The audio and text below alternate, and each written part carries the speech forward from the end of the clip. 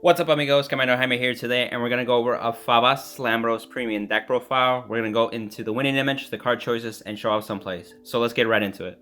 From the previous deck profile, the winning image of the deck hasn't really changed much, and so really it's just more of a tweak to help that stride turns, especially once your first stride is Genbold over here. It is a phenomenal stride that we have access to because it gives you advantage, it gives you pressure, it gives you multi-attack, and it gives you retire power too. So it really does a little bit of everything.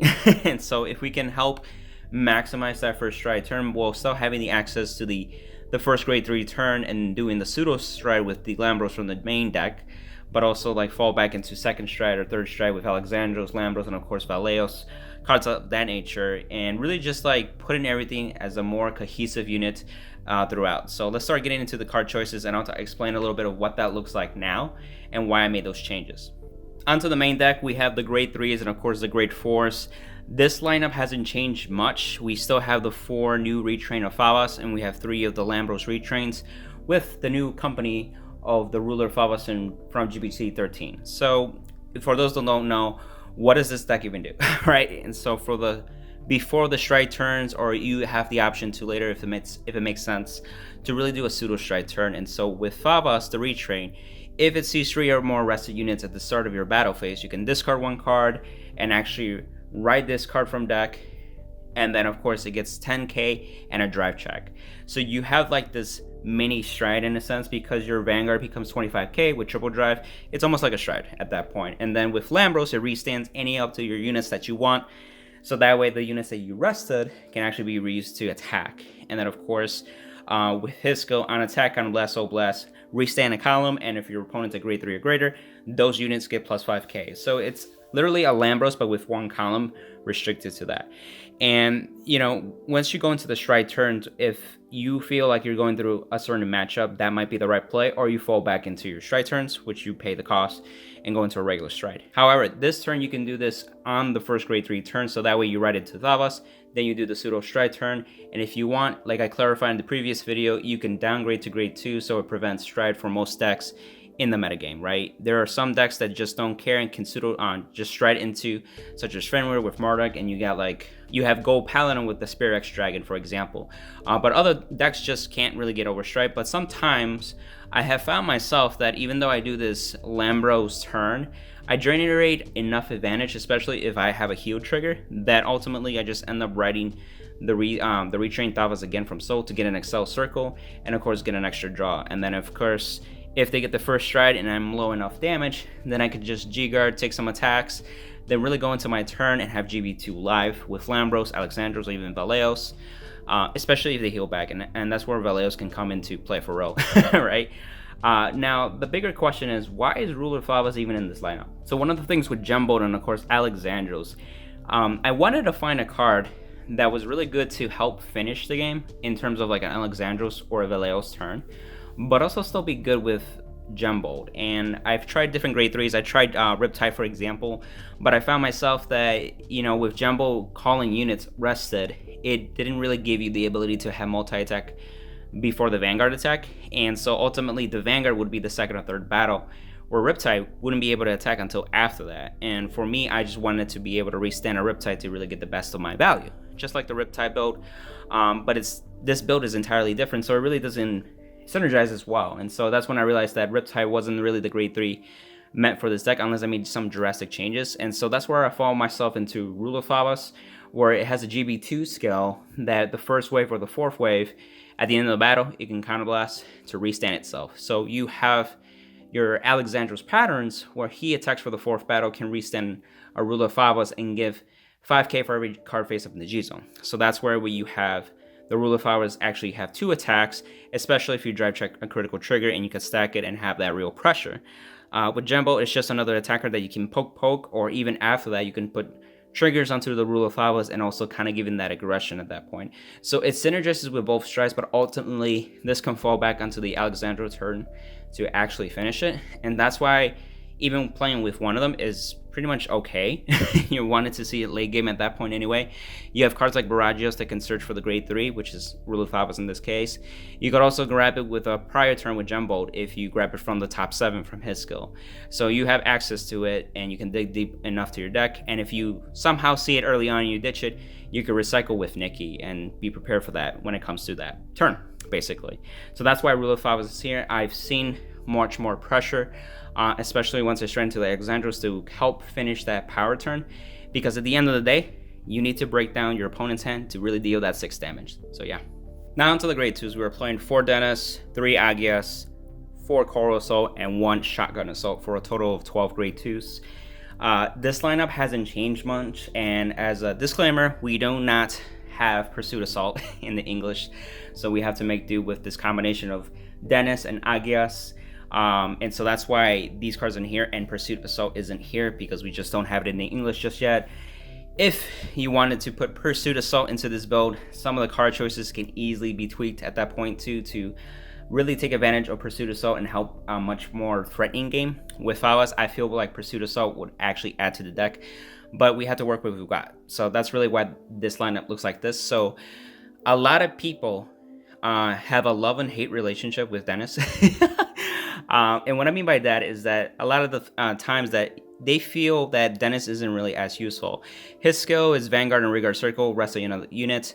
Look at the top card and call it to Regard Circle, and it's a hard once per turn. Now that card can be seen in one perspective that doesn't really do much. The other perspective that this is really good because it gives you a +1 every single turn that you use his skill.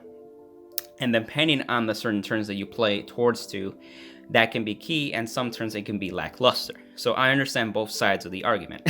Don't get me wrong, right? And honestly, what I see with Dennis is really some consistency behind this deck. One of the things with Aqua Force is that the worst feeling that you can do is brick. And what I mean by that, if you don't draw the right pieces, you don't have enough resources, you get grade stuck, etc. Right? And Dennis is one of those cards that Nikki in the grade 1 slot can actually search and add it to your hand as a sub +1. There are decks that you cannot give a counterblast, especially in premium, that honestly will give you a really disadvantage early on. So if you can ride cards like Nikki to give you a +1, then you don't have to attack the Vanguard to get that drive check, and you don't lose out any advantage technically, and you deny damage that way. If you ride it to grade 2, you can rest something and call something, and in a way that is almost fulfilling your drive check at that point, but you're filling up your field, because ultimately you are going to use the cards that end up in your field, right? Whether it be your grade 3 turn or your stride turns. He plays a factor still. And not only that, when you do the Genbold stride, you can build a field from not only the top 2 from that stride skill, but also from Dennis to help build that field more easily, so you have conserve of your hand and you just build massive hands, so you end up with 13 to 18 cards in hand. And so that card can play vital, and it rests Narissa. With that, Narissa can come and play with your grade 3 turn going into the Lambros stride from the main deck, or you can rest Narissa during your stride turns to make Narissa really big into becoming an 18k booster or attacker, or if you put it in an XL2 circle, it becomes 23k, and then if you have extras, you can keep resting it and so blasting, and Narissa just becomes a big beat stick, and your strides can take advantage of it, like a Genbold or even like Alexandros to restand Narissa and just make some power columns. So Dennis has those little benefits that I see collectively really add value to the deck. And so that's why I still play 4 of them, because I want to see them. And if I have an extra copy and I feel like I don't need it, I could just dish it as a 5k shield, or I can discard it for a PG at that point. Going into Coral Assault is a mandatory staple. This card helps you be able to commit to a field, apply pressure, and gain it back. And with his skill, when he attacks, and if there are 4 or more arrested other units besides himself, he gets plus 15k. That's where he becomes a beat stick. And at the end of the turn, if you have 4 battles or more, then he can go into Soul and draw you a card. That is very key. There is a grade 1 called Wheel of Soul that I played that also gives you an aggressive grade 2 turn. So if you have a matchup where you can be aggressive, that helps a lot. It does help a lot. But when Genbold, the stride does not give power. So resending a unit like Coral Assault is actually very good, because then Coral Assault is going to hit because he's already going to be 24k. So if your opponent has damage check to trigger, you can still hit. And if they didn't, then it's just another 10 to 15k shield depending on what they have. And it makes a huge difference. And so that's why Coral Assault is so vital to be still played at 4. And not only that, if you fetch out with the Genbold skill, you're just adding more cards to your hand at the end of the turn. So that helps you build that massive hand so you can actually guard effectively against most decks and live and then finish them with an Alexandros, a Lambros, or a Velios turn at that point. Going into the Agias Shotgun Assault. So Agias is Counterblast 1, Rest 2, Rear Guards. This unit gets 10k. This helps with the grade 3 Pseudo Lambros turn fulfillment. But also if you have Narissas, you can rest them and also get, Soul Blast 2 to stand those plus 10 to each. So for a Counterblast Soul Blast 2, you can actually get 3 of your units plus 10k. And if you have a phenomenal stride turn to go along with it, now you just got bigger units. And so you are more than likely to be able to push high numbers at that point too, without having so much reliance on your Vanguard to do that for you. Now, I bumped it down to 3 because I was playing at 4, and I found myself that he wasn't as super needed once you get into your stride turn. So I felt if I could see 1 even on that first grade 3 turn and I get that Pseudo Lambros stride turn, that's really where Agias shines the most. But after the stride turns, if I had those Narissas or have some useless cards in the back row due to Genbold skill, he can become a beat stick at that point by just using a Counterblast. And so 3 was enough just to see it enough in those key turns. Now, Shotgun Assault, like you guys probably wonder, like, why is this guy in here? Some of you don't even know what this guy does. So when he attacks the Vanguard and it's the 3rd battle or more, you can Soul Blast. This unit gets 8k until the end of the battle. So he becomes a 17k attacker. On an XL2 circle, he becomes a 22k hitter. So again, with Genbold, you're fishing out some cards, and if you don't have any resourceful cards that you want, and you need some pressure, Shotgun Assault can be easily grabbed and you can use it to be able to be restand by Genbold skilled. Then you can use Soul Blast and actually have some numbers there. So you put him on XL2 circle as well, and he becomes a 22k beater. So if you didn't really have like Coral Assaults or Narissas to abuse, Shotgun Assault was another piece. And also, if you fall into a regular Lambros turn with Stride, he can attack for the 3rd battle and he can actually hit 17k, or if he's on XL2, hits the 22k mark, then Lambros attacks, restands it again, and it's almost like that high tight sniper feeling back from GBT02 days.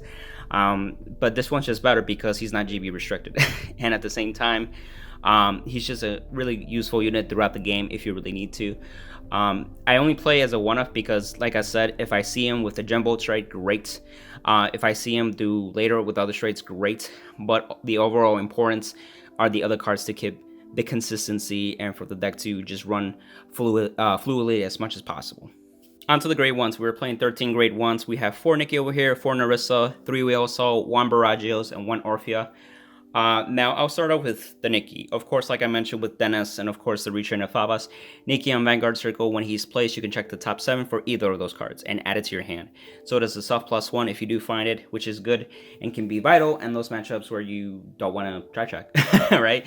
And if you are in a regular matchup at that point, you just +1, and you can search up and help your right consistency to grade 2 to grade 3, so you don't have to GSS, because in Aqua Force it hurts to GSS. So if we can avoid that, great. Of course, his second skill is the more recycle skill. It's an act Rigard Circle, rest this unit and put a normal unit from the drop zone to the bottom of your deck and soul charge 1. This helps build with soul, especially if you're going to use it with Narissa and of course Orphea over here, and of course your G-Guard Gophilia. But the most powerful, impactful thing is really recycling some of those key normal units, which can be your Lambros. If you end up like ditching them and then maybe needing them later on in the game, or if you had like one-off pieces that you saw early on and didn't need them till then, you can actually recycle those and get a chance to use them in your next strike turn. And so that plays a role. And Baragios, his brother from another mother, he is really the 5th Nikki in my eyes with this build. And what I mean by that is that when he's placed, you can check the top 5 for a grade 3 and add it to your hand and discard 1. So this helps with finding that Thavas that Nikki can also grab, but also for you. Thavas is just great as a Vanguard as well, but not only that, but as a Rigard Circle skill too. That Thavas can help retire massive amounts even before striding, and then after striding guaranteeing empty fields. And so Baragios helps with that consistency. During your turn, if you have 4 or more rested Rigards, including himself, or he can include himself, this unit gets plus 5k. So he's a 13k attacker or booster to your liking. I didn't see it as imperative for that, so it's just kind of like a nice to have, but really it's there as acting as the 5th Nikki, so that way you can get your Thavases. It also searches for the Ruler Thavas, so if you're looking for that during your strike turns, you just never know during your main phase, you plop this guy down and then check top 5, like, oh, would you look at that, a Ruler Thavas, I'm gonna actually use this, and then it just made my turn even bonkers. Those things happen. So going into Narissa, and of course Wheel Assault. Narissa, when it's rested by another unit, Soul Blast 1, stand this unit, plus 10k. It is not once per turn, so you can abuse this multiple times. Again, this is vital for those pseudo Lambros turns, for those stride turns, just to make power columns. And then her second skill is very important. At the end of the turn, if you have 4 or more rested rear guards, she can include herself. You can put this into your soul and draw a card. This is where, you know, Genbold can grab Narissa, put it as rest, but at the end of the turn, put it into soul and draw a card. So it gives you a +1 in that hand. It's vital when you commit into turns, so that way you can have a hand at that point too. And really, it just makes the deck fluid, and I see myself still relying on her. She is one of those MVP cards, so I recommend still playing 4 copies of her. If you really want to take it down to 3, go ahead, but I highly recommend still keeping it at 4. With Wheel Assault over here, he's a new addition to the build as well.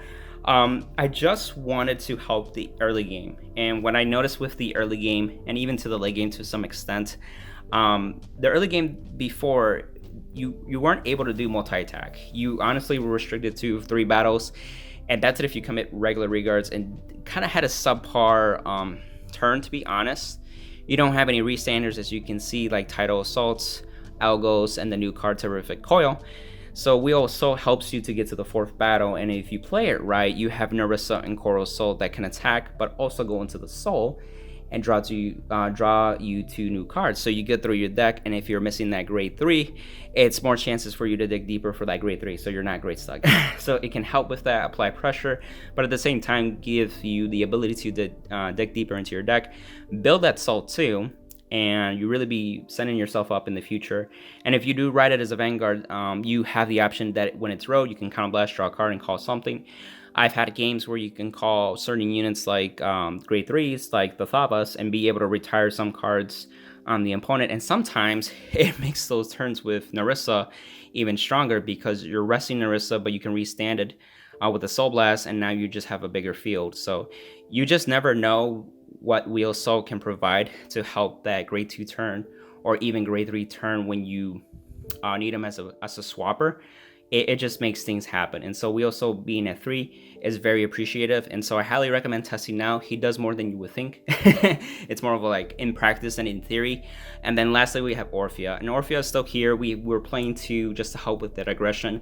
I honestly replaced the second copy with Ruler Thavas, because Ruler Thavas on his own did the same thing as Orphea in a sense, but it was just a 1-card thing. And then if you got drive checks, you could stack it on the Ruler Thavas, but with Orphea, it's a 2-card combo, right? And so you need something in front of it to be able to restand. It minus 5k it, so it made it weaker. And so you're very reliant on the triggers. So if we just have 1 copy and put it behind a Coral Assault, for example, or a Shotgun Assault, and even if you're in the 2nd and 3rd stride turns with an Alexandros, this card is actually really strong with the Ruler Thavas too, because then Ruler Thavas can attack for a time after the Vanguard, like Alexandros attacked. So all those triggers, you get triple the benefit. It's like the GBT 13 days where you had Alexandros to really put the nail in the coffin, and cards like Orphea really abuse those triggers, but also with Ruler combined, you get 3 attacks. So that helps push through those big hands to be able to finish the game with that point. Onto the triggers, we have 17 grade 0s, 16 of them triggers. We have 1 of the Metros SP, as you can see. But ideally, the triggers haven't changed much. We're playing the 8 crit, 4 draw, and the 4 heal. You want to play the Brave Shooter because he's one of those solid cards that you can just call with Genbold, be able to put into soul and draw you a card, so you get that advantage.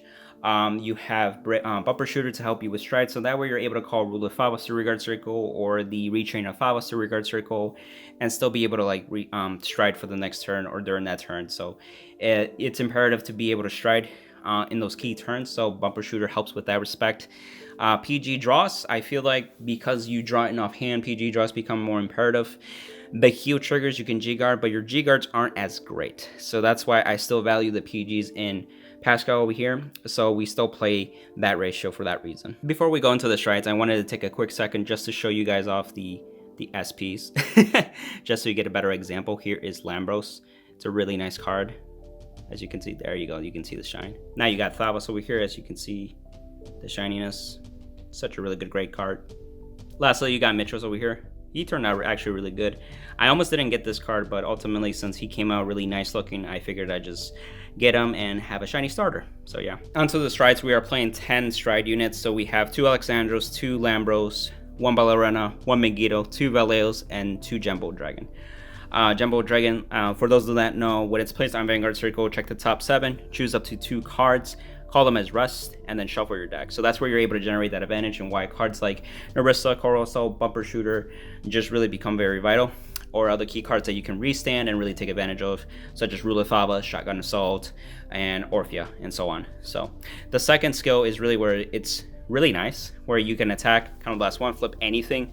I normally just flip Gophilia, just be able to have access to the counter charge if needed. And then of course, for every 2 of your rested units, you draw a card and choose one of your opponent's rear guard and retire it. And if you drew 3 cards or more, send 2 of your units with that. So here's the key thing. So when you ride to grade 3, you generate an Excel circle.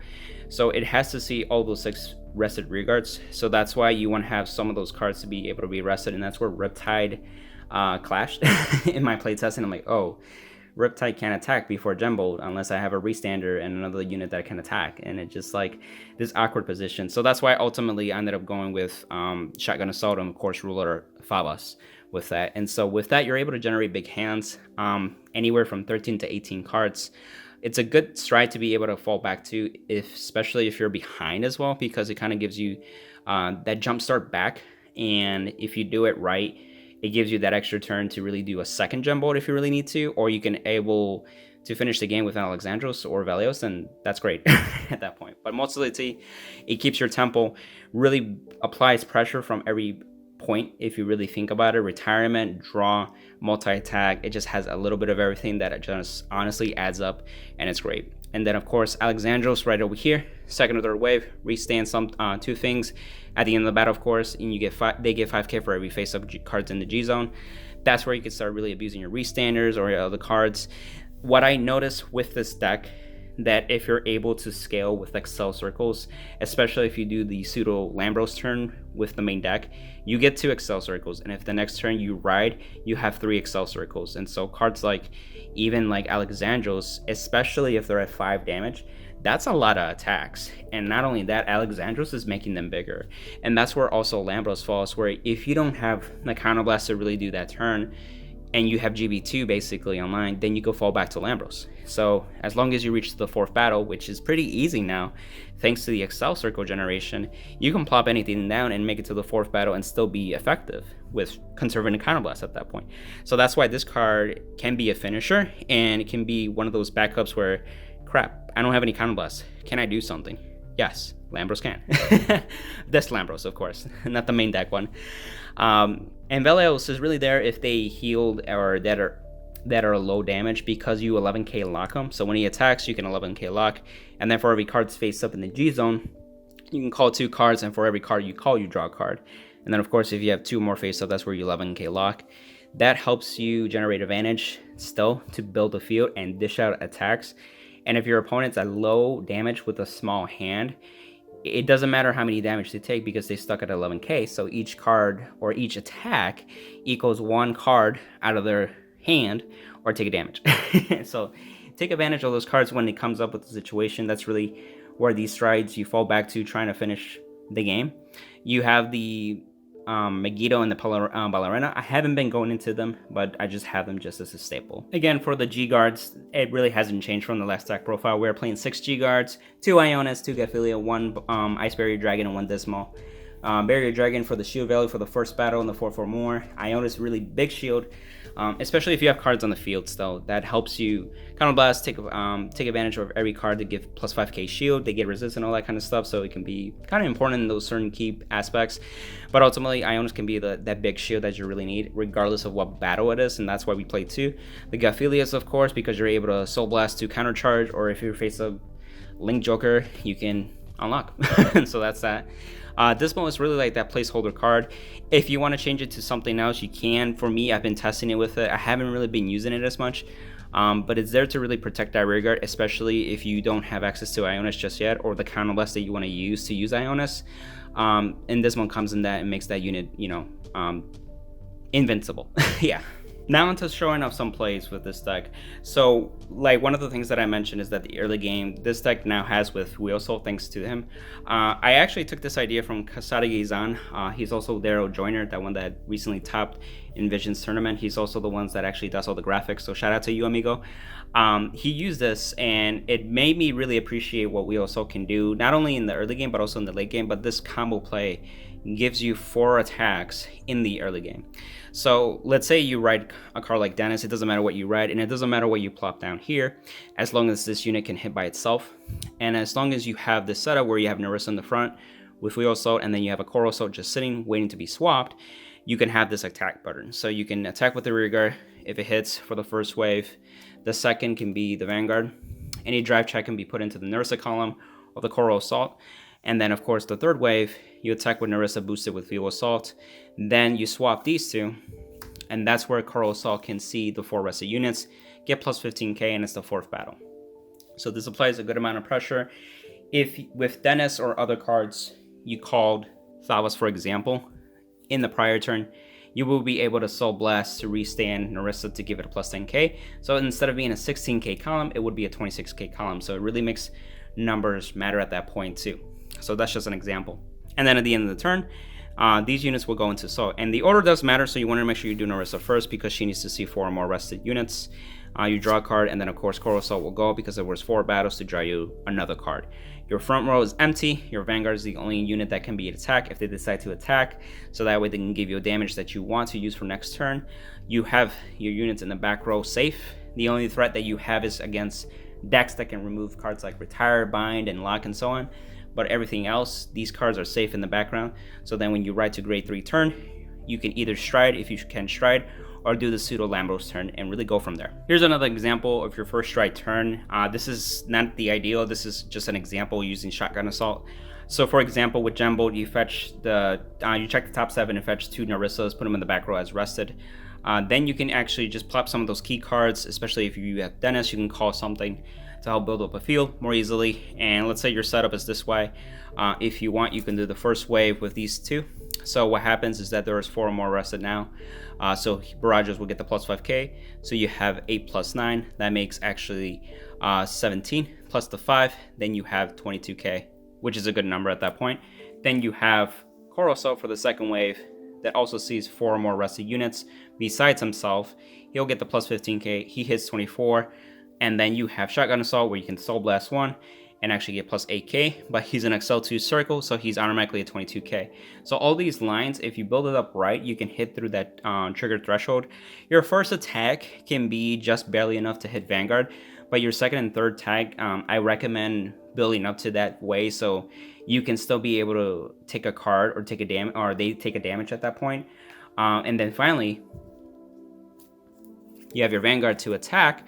Counter Blast 1, restand 2 units, and if you want, you can restand Shotgun Assault and Coral Assault in this example, any triggers, anywhere that you want to do. And then of course, if you're going against an Excel Protect to Protect clan, they don't matter which order you face, but if you're going against like a 13k base Vanguard from a Force clan, I recommend attacking with Shotgun Assault. So that way, if they get enough damage and they hit a trigger, so that way Coral Assault over here still stand, can still attack and hit, because he'll be 24k unless you got triggers again. He'll be bigger, and so you got all these attacks. And then of course at the end of the turn, put these units into Soul. You draw cards. And so yeah, that's one example. Last play I'll be showing it with an Alexandros turn. Just like I said, the XL2 circles just scale over time, and so if at this point you have 2 XL circles, you can build a field like this. So this really takes advantage of 2 things. You have the Ruler Thavas with the Orpheus, like I mentioned. The Alexandros is going to be of Ruler Thavas, so you can take advantage of 3 attacks after Alexandros attacks. So that takes care of the power boost, any triggers onto the Ruler Thavas, and you get triple the benefit. Not only that, we have, I guess over here, where you can Counter Blast, Resta 2 Narissa, Soul Blast 2, restand them plus 10k, and then 10k. So you have this big field, and so if you want, once you do all that, you can honestly just attack with any of the cards. Let's say you just attack with him, he'll be 19k, and then of course this will be 11k if you want to hit any regards or anything like that. Very small, it doesn't matter. But at the third battle, you can attack boosted, any triggers you put into the Ruler Thavas, Counter Blast, restand, And depending on how many cards you have face up in the G zone, he gets plus 5k for every that. The fourth wave has to be Ruler Thavas to get that restand. You counterblast again, restand, then attack, boost it with Orphea, counterblast, soul blast, restand minus 5k. And then if you want, depending on how powerful this is and how many criticals it has, you just dictate your number of battles from there, from now on. So if this is high critical and they're about to die anyway, you can do with Thavas here. Then you could just finish this with the 23k hitter. You can have this with the Coral Assault, he'll be 29k because he can see the 4 or more rested units. And then of course this is 17 plus 20k because they each got 10k. 37 just on its own, but then of course you got the Alexandros power up, so it's even bigger. So you just have a really powerful field that you can push and break through a hand. So that's what I wanted to show off. So hope this is very helpful. And that's the deck profile, guys. I hope you enjoyed it. This is an updated version here in December 2020. Again, if we have Pursuit Assault and if you want to add it to the build, feel free. And of course, it's going to change the ratios. I encourage that. And if you guys have any feedback, I appreciate that. If you put that in the comments, I'd like to hear that feedback as well to improve this deck just for the fun and also adding to the value of being able to keep up with some of the metagame too. And also just play a deck that is honestly from Aqua Force. You know. Also, one more thing, just to let you guys know that there will be a game to be showing off what this deck can do, just to give you more examples how this deck functions. So be on the lookout for that real soon. And it's going to be a special video, so I'm excited to actually publish that one. Can't wait for you guys to see it. Again, if you like the video, give it a like, and if you want to comment down below, share with a friend, and of course subscribe. So until next time, amigos, have a good one. Peace.